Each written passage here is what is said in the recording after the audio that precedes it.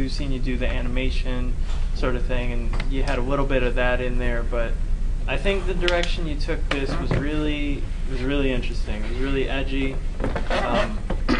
One thing that I noted was I kind of saw it and I got it after about the first half of it, and I almost think you didn't have to have the second half where you showed the 2000s, because as we're seeing rising gas prices and abortion and all this stuff, you're thinking, yeah, that's just like today, and then you went and told me, and yeah, I know.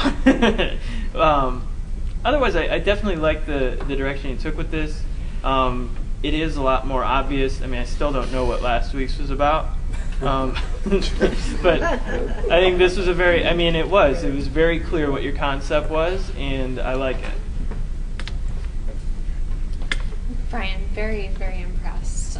I think that was just really on for what we were talking about in this competition, something that's conceptually strong. And I actually disagree with Carl. I liked that you went in at the in the second half and kind of pointed out those similarities, because not your whole audience is going to have experience, living through the 70s. I mean, we've all had history class and this and that, but I didn't live through the 70s, so I appreciated you drawing that. It was an educational piece in that way too. So I think it was very successful as far as the concept went. And I like how you tied in your 3D, and all around I think you did a very good job. Okay. Charles? Yeah, I don't want to keep sounding like a broken record here, but overall I agree with what's being said. I think Kate is just wrong here. The second half was unnecessary.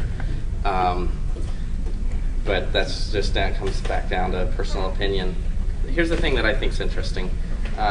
You satisfied what we were expecting in that you created the 3D models. The funny thing is, I feel like that was actually the weakest part of this presentation this week. The animation itself sort of chugged. I'm not sure why that is.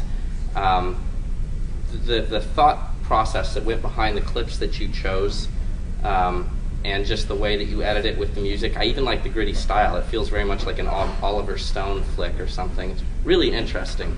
And so what I would say moving forward, and I hope, again, that you do make it here next week, that I encourage you to break outside your comfort zone. Not like you did last week where you took it to a place where none of us could understand it, but here where you were grabbing video, and 90% of what you showed us today is not what we were expecting. It was edited video, and I think it worked exceptionally well. So I commend you for that, and I encourage you to continue doing that.